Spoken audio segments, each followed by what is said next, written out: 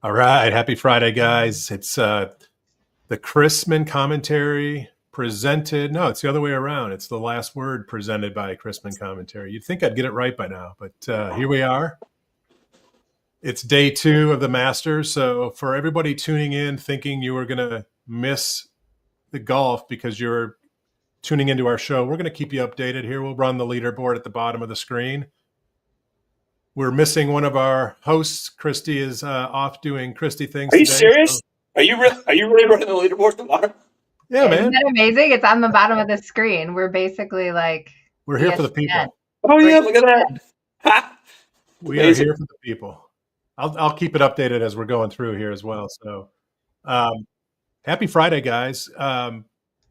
Courtney, you and I have had a few conversations this week, and Yeah. AP, we want to get your take on the week in DC. But let's kick it off. Courtney, I just want to get your thoughts on what you saw this week. Anything, any head scratchers for you this week that you can share? Well, head scratchers of the week. Well, I'll say highlight of the week. I got to see the updated version of the FinLocker technology, if I'm allowed to say that. Too nice. That was actually an eye-opening experience. And for me, I always tie it back to where I feel like a very broken record, but I will break my record once again. We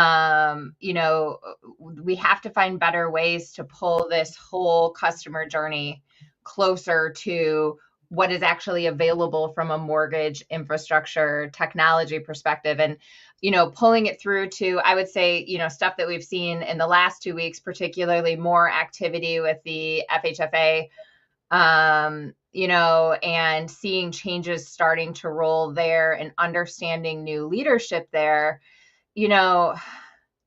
There are a lot of things that have been the same for a long time, and the yield is no longer there. I mean, if you think about mortgage being a reason, right, that our country was originally settled, some of these systems are hundreds of years old in terms of how they work. The technology for it is 60 years old. And, I don't know, maybe a shakeup in how these things are managed, even at the FHFA or other levels, is a good. Looking at things differently is always a good thing, and evolution is always a good thing. And I don't think that we've seen a lot of it in mortgage infrastructure and even the players that have been managing the marketplace. Yeah, for us at FinLocker, we're hyper focused on a specific kind of place, if you will, in the consumer journey, and I pay a lot of attention to what's going on out there, especially when you have the Rocket, Redfin, Mr. Cooper news, and there's this playbook that's kind of coming together around around how we treat the consumer in the homeownership experience, not just in these parts of the experience. So I think it's going to be really exciting to see how the industry continues to adapt to what I think is a consumer expectation for better, more modern and more useful experiences. And yet we're still sending stuff in the mail. Yeah. So crazy. It's mind blowing. It's actually mind blowing. I was doing math this week about paper. So I won't name my servicer, but it's not anybody that we've already talked about today. I got in the mail yesterday, I got in the mail a notification that my homeowner's insurance was going to expire, right? It renews every mid-April or whatever. Yep. And so I got this piece of mail, and by the time I logged into my servicing account, my portal, it was already, it had already been updated and refreshed or whatever. Yep. But it's like, what are we doing here? That's just one small example of, something that's important, but what if it was like mission critical and I'm getting this, days after the information was actually. I mean, even service transfer notices when loans are sold, the requirement is mail. And yet, at the investor insurer level, not only do they all have different rules, but none of them are aligned on, basic standards for what is acceptable in a digital world. And Right. it's not what we need to, we don't need to spend 30 minutes talking about, we can talk about the Masters, but it's just funny that, I think that there's a lot of criticism, there's a lot of hesitancy to make changes, and the more that I'm watching what is happening in DC, and I don't like waking up one morning and losing my 401k, and then waking up the next morning and feeling like I'm going to be okay, and then the next day feeling like I'm not going to, okay, maybe we could do without the volatility, but I think that the core question, like, are changes required? I'm getting a little KP. I'm going to pull back a little bit. I'm going to bring it to 6. No, we need it. Yeah. We need that big Courtney Bunch of energy. things over here in Detroit. No, I think things need to be shaken up a little bit. I was in a pre-panel preparation thing with a legacy female human in mortgage this morning who has been one of my mentors along the way, and in listening to the things that she was saying this morning, I was like, wow, I don't even identify with that anymore in the same way, and I think that is good. I think that it means that change is afoot. The question is, are we going to do the right things at the right time? Are we going to make the right investments? Are we just going to keep playing the same damn playbooks over and over again, expecting delivery of good solutions? We have to invest in companies like FinLocker. We have to invest in things like digitization. We have to do our parts to make the bigger thing work, in my mind. So Jennifer's weighing in. She is one of the she is an expert in this space for sure, and well, and she's dead nuts on until the agency, until everyone who buys our assets, who we deliver our assets to, make rules that say emails are appropriate, digital this or that is appropriate. I was a part of a deal earlier this week where one of the buyers wanted to exclude any asset that included Ron, one of the most forward-thinking players in the marketplace, and yet they're not going to buy digital. Like, to me, it's just kind of. So Courtney, I need to do a little housekeeping real quick. So Jen's here in Michigan. She's a Michigander with you and I, yep. And I am extremely delinquent on meeting up with her, and so I am now going on the record committing the three of us to do a meetup here in the great state of Michigan. So we are going to set that up. I'm full. I full support that. I fully ship that. I KP level ship that. Let's do it. Okay, KP, let's get the man on the street, the DC DC feedback. You attended both, maybe all three. It was MBA advocacy, the Broker Action Coalition advocacy event, and I don't know if you popped in on your Texas event, but I think Texas was in town as well, weren't they? They were, and they showed up. Very, very strong delegation. I think the most tables at the MBA were represented by TMBA. So I was going to sit with them, but my California tables needed help since our state's absolutely broke. So what I did not know is that when I went to DC that I would be on a roller coaster. I did not know that it was loop-de-loops and ups and downs and all that stuff. This week. But let me just say something. Courtney and I had a good exchange a couple months ago. We were talking about all the crazy volatility and how fast everything was moving in DC. And I just want to step back and say, I wore this shirt today. This is a little homage to one of our fallen soldiers, Kevin Delory. He was pretty much head of sales over there at Equity Prime Mortgage. And at the end of the day, the Lord giveth and taketh away. We lost Kevin this week. I heard about it. It was, he's a young guy. I think he's just barely 50, right? And I met him a few years ago for the first time at one of the AIM Fuse events, and he was smoking a cigar with Phil Mancuso, and Eddie Perez popped in and some other AEs, and I gave him a cigar. Even though we compete, we hire some of the same AEs every now and then. I gave him a cigar, and we just kind of broke bread and had a lot of respect for his battle. And Phil Mancuso, that whole group, they're up at the Masters right now. Then the Lord giveth too, right? So, Barry Habib's battle with cancer is in remission. And so I just, we have a saying, our CEO and founder, Paul Rozo, we like to prioritize everything here as our pillars, right? And one is our faith, our second's health. and then family, and then career. And so, health is everything. You can't do anything for your family or in your career if you don't have it. And so, just kind of let's put some guardrails around our lives here, and make you think maybe less emotional, maybe more down to a 6 or less when we're talking about tariffs and all the craziness. Trigger lead bill is now a bill which has been introduced to Congress. It was very cool to be part of that. On Wednesday, the NBA team and TMBA Force, they were there, and they were all on the Hill on Wednesday. And then we have a wholesale channel, so I was at all the Broker Action Coalition meetings Wednesday, and then that group took the Hill yesterday, and we were there. So I got pulled in as a ringer to go battle with 2 Democratic representatives in the House from the state of Virginia that were sponsoring the bill, and even on the last one had co-sponsored. And now that everything's so polarized in DC, everyone's gone to their corners. Which we could talk about the budget framework getting passed, but there's legislation on something that I think everyone universally agrees is it's a horrendous experience for consumers to get dozens of phone calls and not knowing what's going on. I heard a story of a guy who was getting so many triggers that he blocked all unknown numbers and missed a call from the hospital telling him his wife was in labor and he missed his child's birth. Right. Oh. So I told that story twice.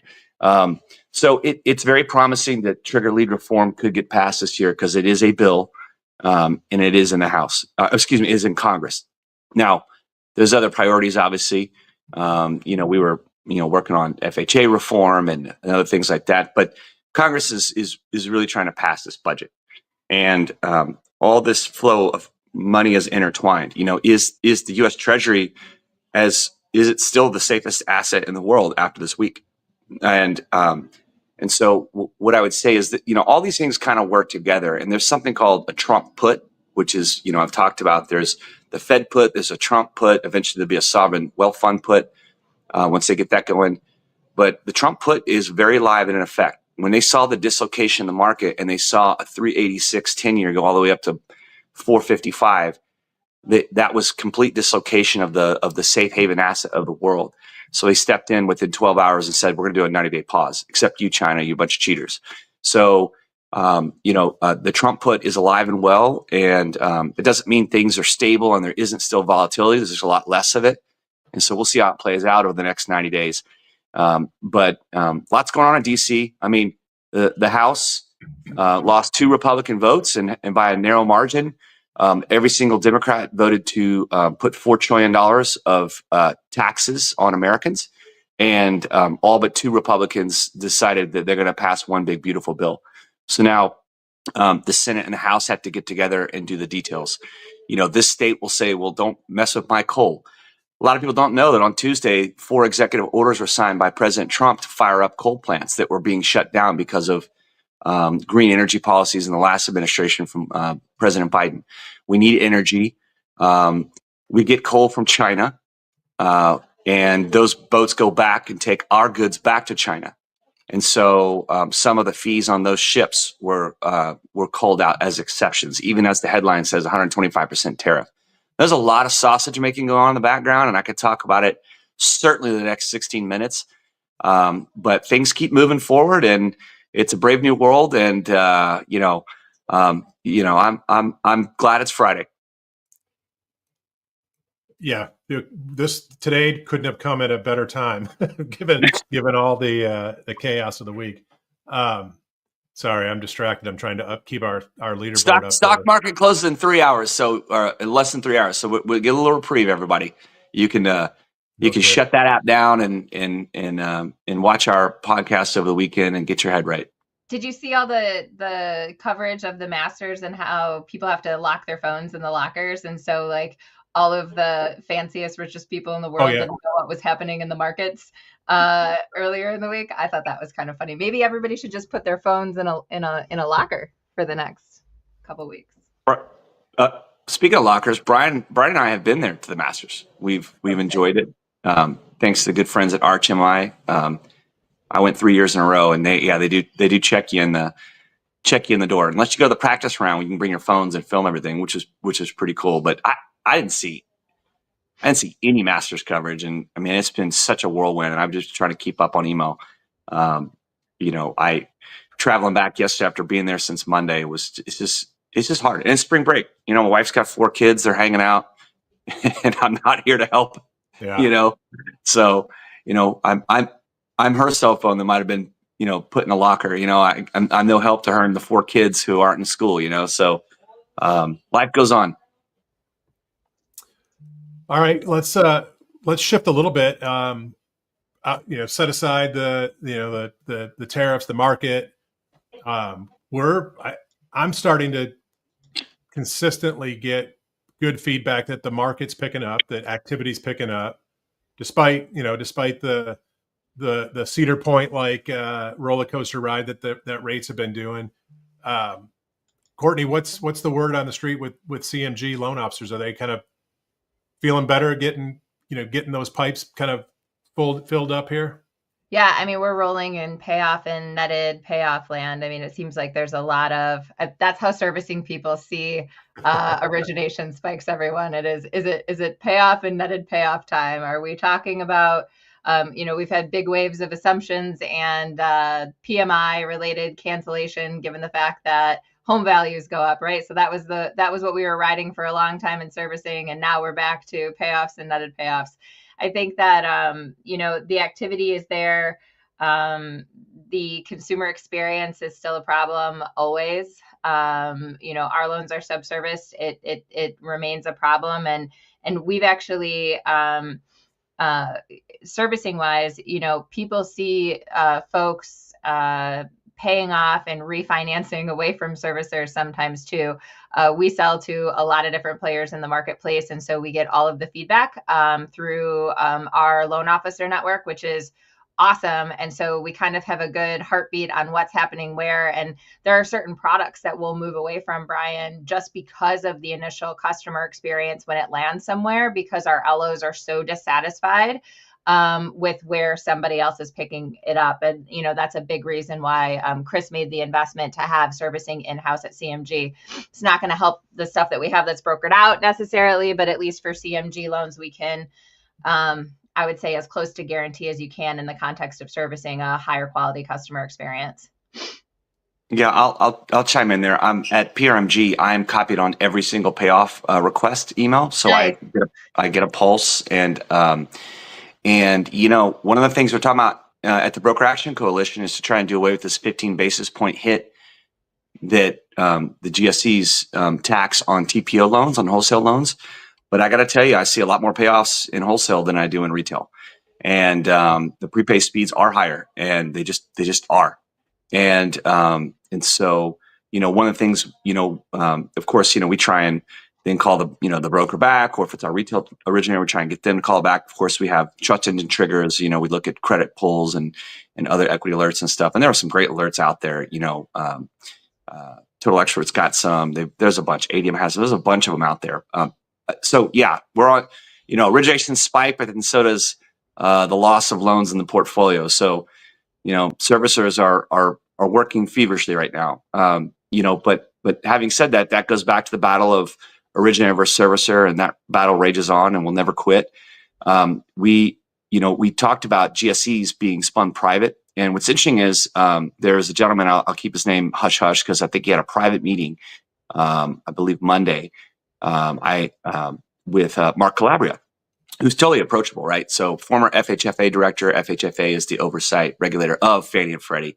He works now at the CFPB on GSE reform, and he is dead set on spinning out Fannie and Freddie private. And I think they're going to do it without an act of Congress, and they say it's going to take 2 to 3 years to do.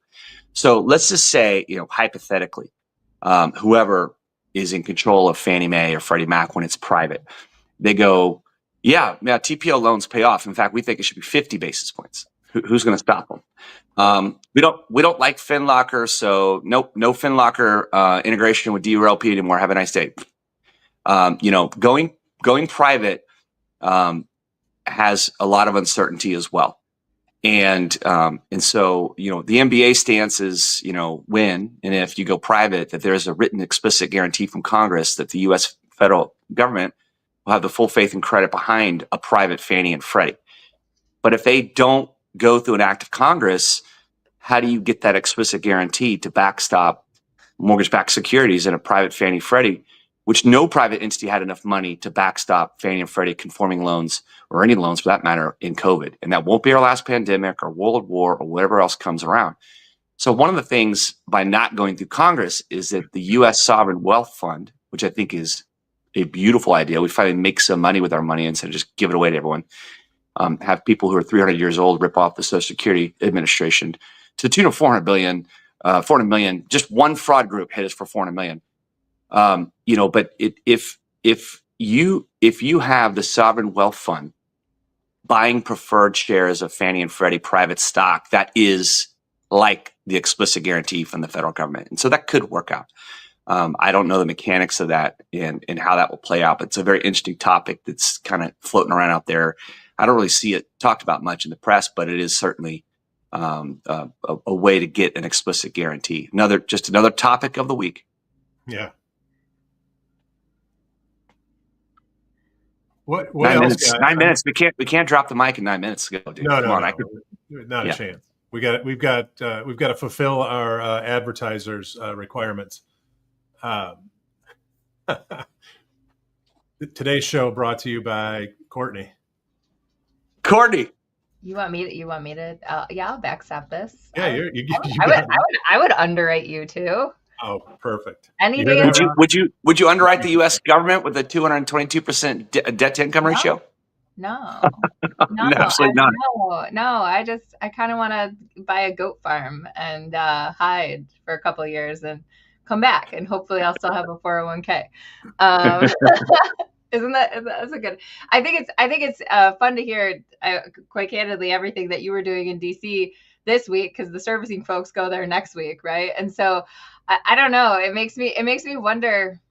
The more that I am at a strongly sales-led mortgage organization, the more that I get to hang out with you guys on Friday, I'm kind of like, why are these things separate? Why do we? And I know some of the answers, but a lot of it, quite candidly, doesn't make sense. Things that have been in place for a long, long time, and a failure to bring them together at the end of the day. Well, Courtney, what would be interesting is an industry event that was focused on the consumer experience. Just start with the event being centered around the consumer experience. No offense, but I think that the problem with that is it's like just sales. It's like people selling stuff, right? At the end, and that's how people see it, because people, I think that mortgage operators look at some of that stuff as Black Knight and Sagent, please hit the easy button for me. I want to go to a single place. I heard that there's going to be a big RFP in servicing tech rolling out from some of the larger big box subservicers to say, hey, who's got an answer in tech? And there's what they're seeking is a single source provider for all of these things. And it just, I think it's unrealistic. I think it's a very mortgage ask, at least as I hear that it's rolling out, but it's one of those things where you're just kind of like I also heard this week, and I'll play a KP on this one, and I'll keep all the partners confidential, that DC is recruiting for a new head of enforcement of the CFPB. I think that's kind of funny. Right. Meaning, we saw, what was it? Was it this week that we saw, the backup on the regulation in the digital payment space, from a CFPB perspective. So I'm curious about what enforcement looks like for the next few years. I'm curious about, each of these things, but I'm most curious, and I'll remain curious and be the only one that cares about it and be fine with it, about the evolution of the guts of this thing.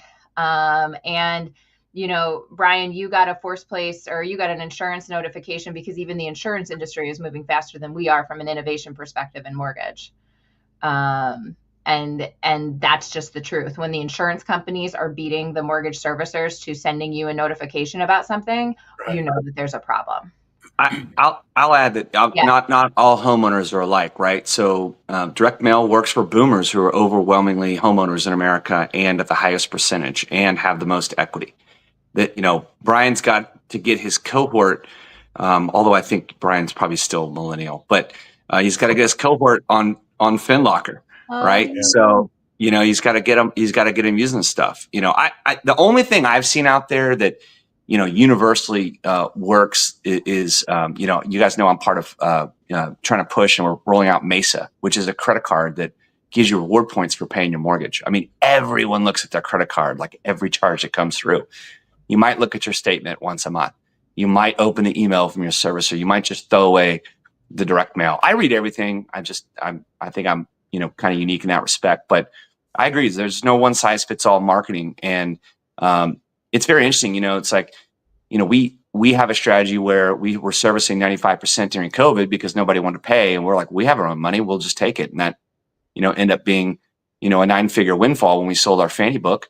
But then you need your cash, to grow the rest of the time and take losses the next 2.5 years. Right. But, I'll say selling a loan to a servicer and letting that be their problem and taking cash off the table is a nice strategy. And so you just never quite, not every company has fully aligned originator and servicer. And even within those ranks, you're talking to different customers in different markets for different reasons, for different products. And so it is a very complicated business. And, all of our businesses try and juggle all of that, right? We try and juggle it all. And it's hard to do. I feel like a clown on a unicycle juggling at all times. Hey, KP, I want to poke a layer deeper into Mesa. So I get a Mesa credit card. I line up my mortgage payments that run through it, essentially, right? That Mesa card becomes the rails that I run my payments through, and then I earn rewards through that card, right? Just like any other. Well, it's actually, you actually don't pay your mortgage payment with the credit card. They verify that you made your normal ACH payment to your servicer, then drop reward points in your account.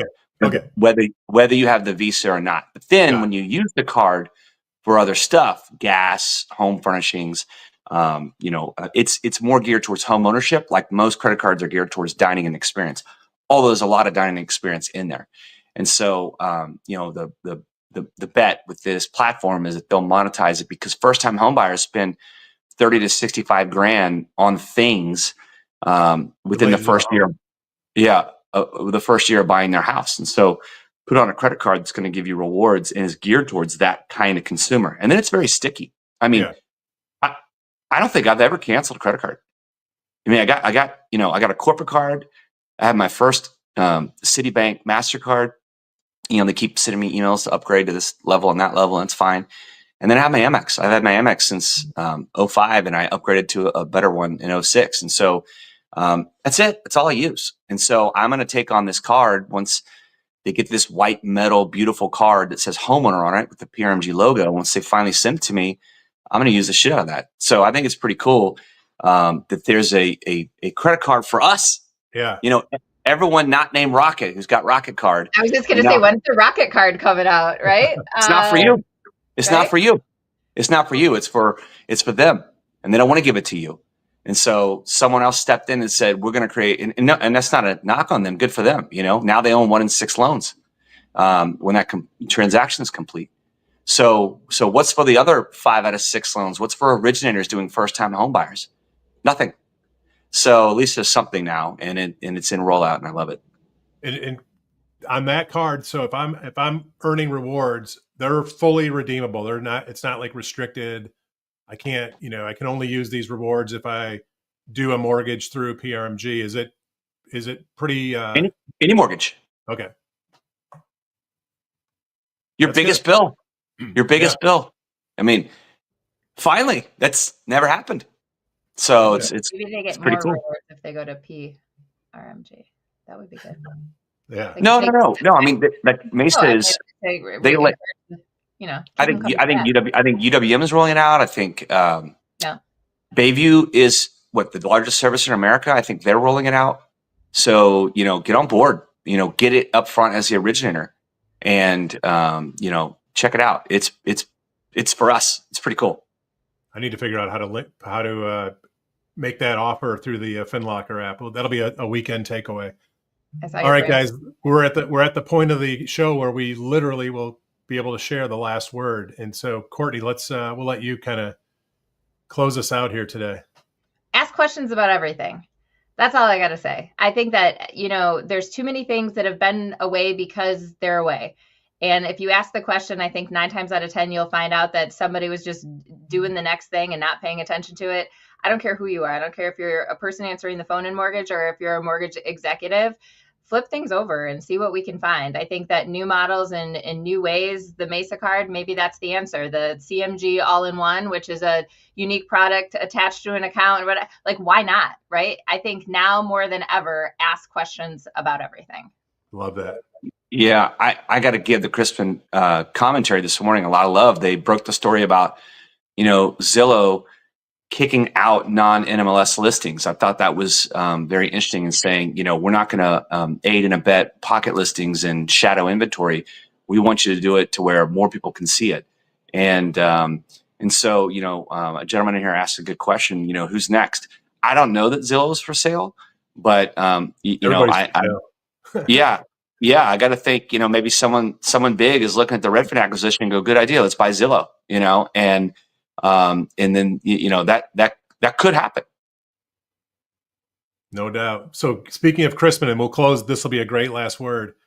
Word on the street is that Elizabeth Warren's staffers were heard commenting that they read in the Chrisman commentary that Elizabeth cut short her planned 30-minute talk at the advocacy conference. And so, hey, people are listening, people are reading. So I was there. I watched her speak. I mean, she spoke for 10 minutes. The first 8 were how tariffs in 100 days are the reason homes are unaffordable of decades of policy. But whatever. She's a very good speaker. I mean, she's, she takes it personally. The CFPB, her pet project, is being gutted. And so I think, CFPB, well, you know what? There's still CFPB enforcement's being done and move forward. Yeah. It's in the news, it's in the press. And so, there's still bad actors out there. And the whole thing in the court case is whether 300 people down from 1,300, whether 300 people at the CFPB can function and carry out its mission. And the NBA is behind not canceling the CFPB because we do need, we need to have some kind of framework around regulation. So, she had a beautiful purple jacket and she got up there and she did her thing and, and then she rolled right out of there. So yeah, she heard, they were listening, and awesome speakers, awesome week all around for all the conferences up there. All right, guys, we will be back here next Friday. Thanks for tuning in to this week's Last Word, and make sure you're back here next week. See you guys.